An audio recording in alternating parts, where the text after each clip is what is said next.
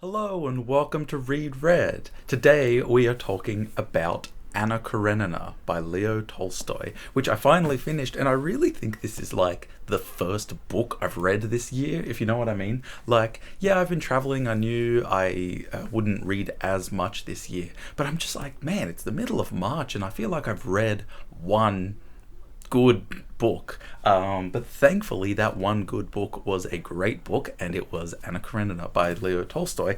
Firstly, just general impressions is one, I do think this book is everything that it's hyped up to be. I do think, in a way, it's like, obviously there's no such thing as the platonic idea of a perfect novel, but a way that an old friend of mine, Callum, put it is that, so often you're just reading in every single sentence, it's like, yes, Tolstoy, that is the correct way to write a sentence. And it's almost like you could just copy paste everything that Tolstoy did into a how to write well instruction book, and it's just like that for the whole thing. The book is just so intensely solid. It's crazy. Like, even in the sections that aren't as interesting to read, like with all of the Levin property stuff, and I have this whole tangent coming up where like by the time we're 700 pages into the book, we have this whole election period that's just a little bit mind-numbing. For the most part, the whole book is just it's got a very perfectness about it. You know what I mean? It's not right to say, oh, it's a perfect book, but it's like there's so much perfection around it that it just may as well, like, we round up to calling it perfect. I took a lot of notes. I really loved and was really engaged with this book. But in order to sort of summarize or maybe to condense what I want to say, just so that I'm not like reading every note that I have, the notes that I've gone and made extracts for talking about in this video generally focus on two perspectives there, or two angles. One is Anna as being represented by image, and or Anna as like a picturesque ideal. And then also there's the progression of Levin becoming a man. So yeah, those are and subsequently I would also say that, like, there's, Kitty follows a parallel progression in that she also becomes a woman over the course of the book. But yeah, those are the two things that I'll be talking about. Yeah, there are going to be spoilers, of course, as always, but if you haven't read it, do I recommend this? One thing I'll quickly say is that I'm really glad that I've read this, because I used to have a joke that I was like, I'm going to read War and Peace sometime within the next 5 years, but not within the next 3 years. And that was kind of indefinitely going on. And I'm gonna be really honest, I reckon after reading this, I'm probably not gonna read War and Peace for like another 15 or 20 years. But I feel like I really got my Tolstoy novel fix, and so I'm not too stressed out about having to like jump into War and Peace. There's definitely other longer books that I would love to read, and I know I said I would focus on Anna and Levin, but firstly, just here in chapter 3, I want to read an extract that is talking about Oblonsky, who is Anna's brother. And again, basically a lot of the general themes of all of the characters in the book, and the reason why they don't like sort of have happy endings. And I guess there's also an argument that Levin doesn't really technically have a happy ending, but I don't know, I actually didn't read it that way. I didn't feel that way until I saw someone talk about it afterwards. But like, a lot of characters are generally using things to create illusions for themselves. So sometimes it's like philosophy, and we'll see this with this Oblonsky extract that I'm about to read, but then sometimes it's sort of wealth, or like the way that they position themselves in society. Generally, it kind of feels like what Tolstoy wanted to say is like, all you gotta do to be alright is just like be yourself and trust yourself and be a true person, even just insofar as that defines you. Which, I don't know, I wonder if that's just like, if being a true person can sometimes lead to a tragic ending. There's an interesting thing. If you have your fundamental quality is something that eventually leads to a tragic ending. But anyway, there's some food for thought. I wanted to read this extract because, again, a lot of the sentences are like, you're reading it and you just think, oh, okay, yeah, there's nothing wrong there. No words out of place, no nothing. And again, this is another thing that Callum said, but it's like Tolstoy doesn't often go for the really like beautiful writing, but the occasional times when he does, you're just like, oh yeah, he can do this. He is like, he's not just writing perfect, great, crisp prose. And we'll get some examples of that. But here's an example talking about Oblonsky, who is who starts off as an early precursor to what Anna's about to do, and Oblonsky has been committing a couple of affairs against his dear wife, Dolly, and he's sort of racking his brain about how he's going to resolve this situation. And Tolstoy writes this. He could find no answer except life's usual answer to the most complex and insoluble questions. That answer is, live in the needs of the day, that is, find forgetfulness. He could no longer find forgetfulness in sleep, at any rate not before night, could not go back to the music and the songs of the little decanter women. Consequently, he must seek forgetfulness in the dream of life. I think that's a pretty decent extract, is like, seek forgetfulness in the dream of life. Like, that's kind of what everybody's doing in this book. And another Oblonsky description. I feel like a lot of the time, Dostoevsky gets sort of praised for saying, oh yeah, the characters show up and he gives like one paragraph description and you just know this character, you've understood their essence. And something that I think Tolstoy will do, again, it's been a while since I've read Dostoevsky, so don't take it so like literally or you know, matter of fact, but something I think Tolstoy will do is he will introduce the character, but he'll sort of save that like perfect paragraph for a little bit later. So, you know, about 10 or 12 pages later, this is how he describes Oblonsky's sort of mannerisms and social interactions.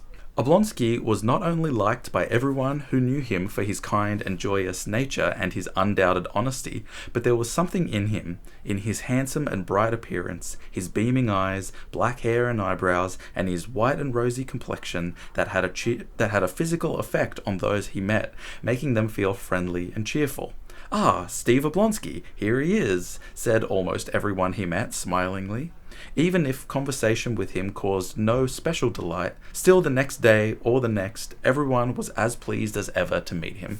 What I would argue first sets Levin up for failure with Kitty when he first asks her out is that Levin is falling into the same problems that everybody throughout the book falls into, which is that he's seeing Kitty as this ideal and not seeing her as a real person. All the members of that family, as in Dolly, Kitty, etc., especially the women, appeared to him as though wrapped in some mystic, poetic veil, and he not only saw no defects in them, but imagined behind that poetic veil the loftiest feelings and every possible perfection. But he knew that everything done there was beautiful, and he was in love with the very mystery of it all. And so it's no coincidence that what sort of ruins the first interaction between Levin and Kitty is that Kitty is advances are made upon her by Vronsky, and Vronsky is the guy who seduces Anna and causes the whole affair of the book. And so what's funny is that there's a parallel later on in chapter 13 where, from Kitty's perspective, she's talking about comparing Vronsky and Levin, and she also uses the mist to describe Levin, where she says, on the other hand, when she pictured to herself a future with Vronsky, a brilliant vision of happiness rose up before her, while a future with Levin appeared wrapped in mist. And I really loved actually going back and looking at the extracts and seeing how many of them, at least, of course, the extracts are the things that I highlighted, so it's like how many of them to me stood out as like being important, the ideas of illusion and the way that we're portraying ourselves. And okay, page 60, chapter 18, we get the introduction of Anna. And I always find that these things are so awesome. Firstly, I just like the balls of Tolstoy to set up a book. The name of the book is Anna Karenina, and you're like a twelfth of the way through the book, and the title character has not even been introduced. And I really think I want people to just take that risk more often, you know? Like this is really like a Wong Kar-wai type thing where you watch what's the one, Chungking Express, and it's like Tony Leung doesn't come into the film until like 40 minutes in.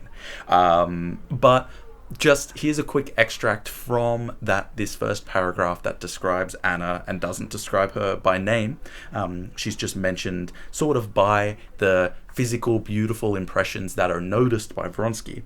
And Tolstoy ends this paragraph by saying, "It was as if an excess of vitality so filled her whole being that it betrayed itself against her will, now in her smile, now in the light of her eyes. She deliberately tried to extinguish that light in her eyes, but it shone despite of her in her faint smile." Okay, and so this is another thing that I almost feel like probably you can still pull off, but no one nowadays will like have like it's just such an old novel thing to do that I don't think anyone nowadays would do it. But in that same chapter, there is a bad omen, because when Anna arrives at the train station, somebody kills himself. He jumps in front of the train, and then Anna is really shocked by it, and she's like, "Oh, this is a bad omen." And again, I said I was going to be talking about spoilers. I remember just reading this, and I already knew what happens with Anna, and I was like, I remember thinking it was quite goofy. I was like, Tolstoy, you can't do this. You can't just be like, "Oh,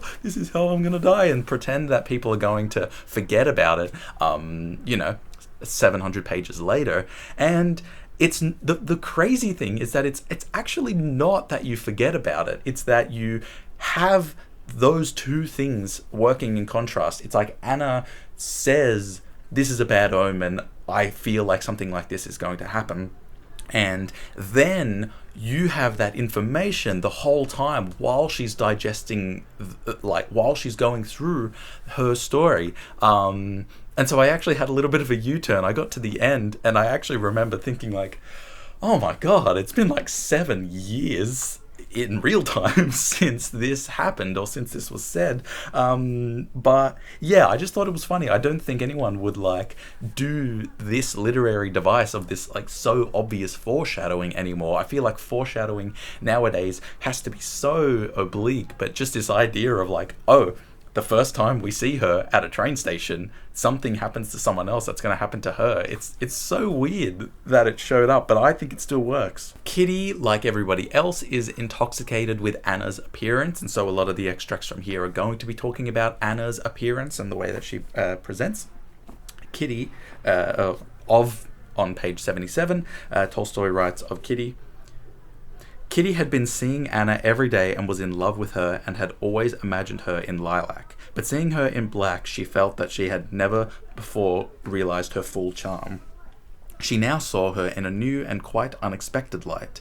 She now realized that Anna could not have worn lilac, and that her charm lay precisely in the fact that her personality always stood out from her dress, that her dress was never conspicuous on her, and her black velvet and rich lace was not at all conspicuous, but served only as a frame. She alone was simple. She alone was noticeable, simple, natural, elegant, and at the same time merry and animated." Levin could scarcely remember his mother. His conception of her was to him a sacred memory, and in his imagination his future wife was to be a repetition of the enchanting and holy ideal of womanhood that his mother had been. And although I don't necessarily believe that that's what happens, I think that there are actually some clever moments that Tolstoy brings up later on where he kind of portrays how unpicturesque and unideal Levin and Kitty's relationship is. I think that this is actually a first sign of Levin starting to investigate and remove the idea of the woman who's going to be his partner as needing to be this beautiful, picturesque idea that is without fault. This is an extract that I'm glad that I noted because I didn't know how much it would change and develop later on. But this is talking about Anna's personal habits. Anna read and understood, but it was unpleasant to read, that is to say, to follow the reflection of other people's lives. She was too eager to live herself. When she read how the heroine of the novel nursed a sick man, she wanted to move about the sick room with noiseless footsteps. When she read of a member of Parliament making a speech, she wished to make that speech. When she read how Lady Mary rode to hounds, teased her sister-in-law, and astonished everybody by her boldness, she wanted to do it herself. But there was nothing to be done, so she forced herself to read, while her little hand toyed with the smooth paper knife. And well, what's funny is that later on, and I remember noticing this doesn't happen till like page 5 or 600, but deep in the dissatisfaction of her relationship with Vronsky, she starts to become a chronic reader, which I noted is exactly what happens with Madame Bovary. Okay, and so obviously we have the counterpart to Anna Karenina, who is Alexis Karenin, who is the husband, and I would honestly say that Tolstoy does a really good job in not just making him out to be like the cuck of the book. Obviously, the affair happens and he is gravely wounded by it, but really, Tolstoy sets it up so that Karenin really tries to do the best as he can as like a good, upright Christian man and also a member of society. He really does try to do the best he can within a certain unbreakable moral rules or guidelines. He really does try to do the best he can to make things best for Anna and for their son and for their family. But often I was really quite surprised at how at first we're really kind of like quite rooting for him, and we just see the process of Karenin get broken down to the point where eventually this sort of overtly like extremely religious mothering character comes in and sort of starts to take over his life, which is I really loved that, and I almost a little bit wish it was explored more, but the book is already so bloody long. But this is Karenin kind of firstly he's like realizing what's happened, and he's just talking about the way that he acts in his everyday life and how he kind of mentally and physically is responding to the affair. He had lived and worked all his days in official spheres which deal with reflections of life, and every time he had knocked up against life itself, he had stepped out of its way. He had now experienced a sensation such as a man might feel who, while quietly crossing a bridge over an abyss, suddenly sees that the bridge is being taken to pieces and that he is facing the abyss. The abyss was real life. The bridge was the artificial life Karenin had been living. It was the first time that the possibility of his wife's falling in love with anybody had occurred to him, and he was horrified. This is a cool one. This is an image that I forgot about totally until I came back to it, but it's almost got this mythical idea. This is Anna being distressed because of a dream she had. One dream she had almost every night. She dreamt that both at once were her husbands and lavished their caresses on her. Alexis Alexandrovich wept, kissing her hands, saying how beautiful it is now, and Alexis Vronsky was there too, and he was also her husband. And she was surprised that formerly this had seemed impossible to her, and laughingly explained to them how much simpler it really was, and that they were both now contented and happy. But this dream weighed on her like a nightmare, and she woke from it filled with horror. Now this gets expanded on later, but one of the things that causes Vronsky, that kind of ruins the new relationship between Vronsky and Anna, is that Vronsky really has this sort of bachelor troubadour type essence at heart, and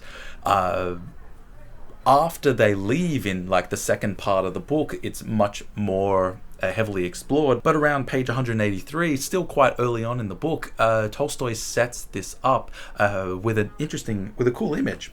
So, and the child, by the way, is Sereja, or the child of Anna and Karenin. The presence of that child always aroused in Vronsky that strange feeling of unreasoning revulsion which had of late come to him.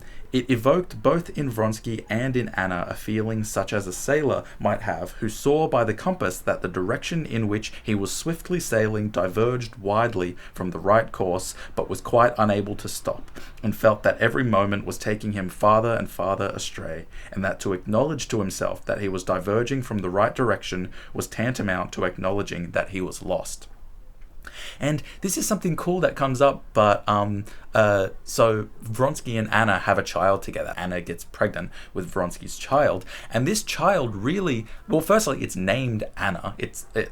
Anna renames it Anna Karenina, and that child sort of doesn't exist in the same way that Surecha exists. The child is really sort of like just this manifestation of the thing that they created, and it gets like really neglected. But yeah, it's funny just to see that early on, like both of them have this repulsion to the idea of seeing the child, and then, whoops.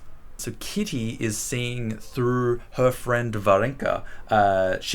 So basically, through her friend Varenka's actions, Kitty is starting to come to the same sort of philosophy and realizations of how to live one's life that Levin is also coming to, and she writes this.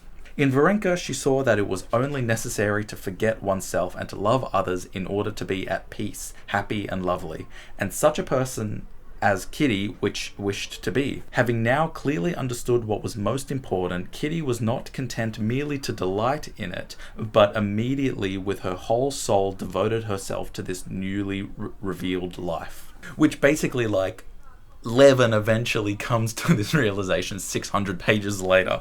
And so with this novel, you get into a certain pace, you go and you see Levin doing his farming shit, and you're just like, oh, okay, yeah, there's not really going to be any crazy thing that happens, right? And then page 412, Vronsky takes a gun and shoots himself in the chest and somehow survives. He pulls a Joseph Conrad, and I was just like sometimes you're reading and you're just like, oh, holy shit. Like, you don't need to have all of these great grand set pieces. Like, realistically, there's two crazy things that happen in this book. There's Vronsky shooting himself and Anna killing herself. And those are like the two things. What's really funny is that after we get into part 2, we have like two things. Firstly, Anna and Vronsky have become a couple. They have moved to Italy and they are trying their best to live this really picturesque life. And at the same time, we're seeing Kitty and Levin get married, and like they almost feel like they're kind of too bumbling or too innocent to live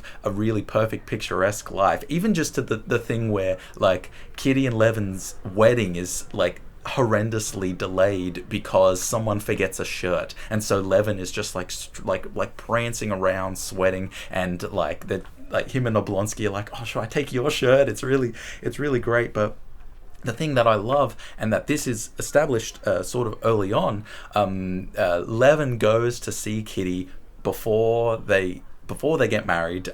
It's like the wedding day, but he goes to see her before he's meant to, because he's like worrying and he's panicking, and he tells her everything that he feels. And then as soon as he tells her, he's like, oh my god, I've made this massive mistake. And then we get Kitty had not only assured him that she loved him, but had even given him, in answer to his question, the reasons why. She told him she loved him because she completely understood him, because she knew that it was necessary for him to love, and that all that he loved was good. And so much of this book is just like, if you just talked about your problems like Kitty and Levin, you'd probably be all right. And in a similar area of the book, at page 462, Vronsky is getting the first inklings of not being happy with his decision. Vronsky, meanwhile, in spite of the complete fulfillment of what he had so long desired, was not completely happy. He soon felt that the realization of his longing gave him only one grain of the mountain of bliss he had anticipated. That realization showed him the eternal error men make by imagining that happiness consists in the gratification of their wishes. And another thing, like really touching thing that Tolstoy is able to do, and I believe I was looking through the notes, and Tolstoy had some family members who died of tuberculosis and And so he was able to really write and really humanize this. But a character that I've had to unfortunately skip over is the character of Nicholas, who is Levin's brother. And he's sort of, he's almost like the closest I can think of to a Dostoevsky character. He's like quite strictly anti-religious. He has a consort who I believe is a prostitute. But in this part of the book, close to page 500, there is a really long and drawn out death scene, and it is it's actually one of the only chapters that is titled. It has just all caps death on it. But the moment that I wanted to point out, which is really beautiful and heartbreaking, is Tolstoy painting and is able to make this scene very physical, is when Nicholas thinks that he's about to die, and he's holding Levin's hand, and he just keeps saying to him, "Don't go," over and over again. Okay, cool. This is on page 612, and this is when Dolly comes to see Anna living in this environment. And I'll actually read the whole thing because I think it's important, but it's an example of a character who's very, very close to her, starting to see through the cracks of what's going on in Anna's life. But Dolly did not like at all the general atmosphere of that nursery, especially the English nurse. Only by the fact that a nice woman would not have accepted a post in such an irregular household as Anna's could Dolly explain to herself how Anna, with her knowledge of character, could have engaged for her little girl such an unpleasant and fast Englishwoman. Besides that, from a few words she heard, Dolly at once understood that Anna, the wet nurse, the head nurse, and the baby did not get on with one another, and that the mother's appearance was not a usual occurrence. Anna wished to get the baby her toy and could not find it. But the most astonishing thing was that when asked how many teeth the baby had, Anna made the mistake and knew nothing of the 2 latest teeth. And Anna goes on to talk about how she feels like she's superfluous here. Okay, it's getting to be a long video, but it's also a long book. Later on, page 635, we have the sort of bringing up or the development of that Madame Bovary reading books, where it says, "In the absence of visitors, Anna still continued to devote attention to her person and read a great deal, both novels and such serious books as were in fashion. She ordered all the books that were praised in the foreign newspapers and magazines they received, and read them with the attention one gives only to what one reads in solitude. She studied also from books and from technical papers all the subjects with which Vronsky was occupied, so that he often came straight to her with questions about agriculture, architecture, and sometimes even horse breeding or sport. He was astounded at her knowledge and memory, and at first used to doubt her information and want to confirm it. She would then find what he wanted in books and show it to him." So again, like, she's just sort of continually filling up the fantasy, which I don't know if there's a meta thing of like, is that what we're doing as readers? ? But you know. I don't think so. I reckon Tolstoy's got our back. I reckon Tolstoy is spiritually okay with us reading his book. Oh, okay, and I was actually just looking at my notes because I was like, wait a minute, I've written this page, but I don't have anything written on the start. So I went through like some lulls of reading Anna Karenina. I didn't read it straight. I originally wanted to finish it before I came to Taiwan, and I've literally been in Taiwan for like 50 days now, so it's been a while. And I read some other stuff, but yeah, like around this part, maybe a little bit before, was when I had finally just decided to get back into it. I'm like, come on, man, you've got 150 pages left, just finish this freaking book. And then I get in, and starting from page 637, we have this just terrible, long, drawn out election sequence that lasts for like 5 or 6 chapters, and it is just terrible. I'm like, oh my god, I'm so ready for this book to be done. But thankfully it does eventually get done, and we move on. Okay, and the last extract that I want to read, I actually want to argue that I think this is the nail in the coffin with Anna, and it is when Levin goes to see Anna again. And it's invited after, becoming cordial with Vronsky, and, of course, like in the past, Levin looked as everyone looked upon and fantasized about Anna. And uh, of course, then Levin goes on to live his whole life. And so the first thing before seeing Anna is that Tolstoy actually has Levin see Anna's portrait first. And I'll read this whole chapter. Passing through a small dining room panelled in dark wood, Oblonsky and Levin entered the study across the soft carpet. It was lit by a lamp with a large dark shade. Another reflector lamp fixed to a wall illuminated a large full-length portrait of a woman which attracted Levin's involuntary attention. It was Anna's portrait, painted in Italy by Mikhailov. While Oblonsky passed behind a screen of trellis work and the man's voice that had been speaking became silent, Levin looked at the portrait, which in the bright illumination seemed to step out of its frame, and he could not tear himself away from it. He forgot where he was, and without listening to what was being said, gazed fixedly at the wonderful portrait. It was not a picture, but a living and charming woman with curly black hair, bare shoulders and arms, and a dreamy half-smile on lips covered with elegant down, looking at him victoriously and tenderly with eyes that troubled him. The only thing that showed she was not alive was that she was more beautiful than a living woman could be.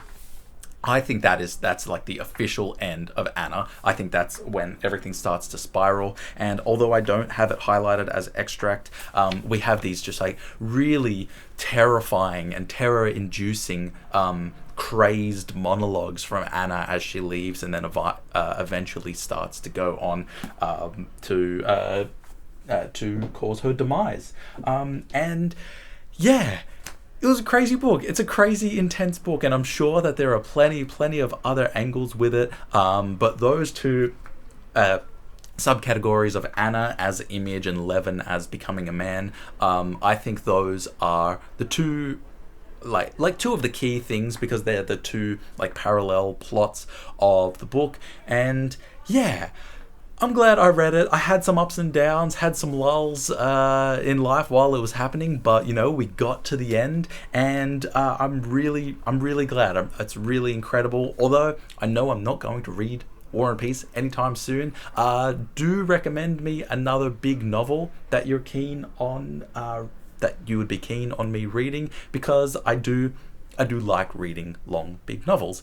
Not entirely sure what the next big novel is. I don't know if you can see it in the background, but I'm currently reading Volman's Rising Up and Rising Down, and a couple of other books. But yeah, I do hope that I'll have some videos for you later on. I've been very up and down in Taiwan, but hopefully now that I have this place, I'll be able to record and make some more content for you. But thank you all for watching. Thanks for hanging out. Hopefully I haven't been buried in YouTube's algorithm, but yeah, if I haven't, then thanks for watching, thanks for sticking to the end, and I'll see you all in the next video.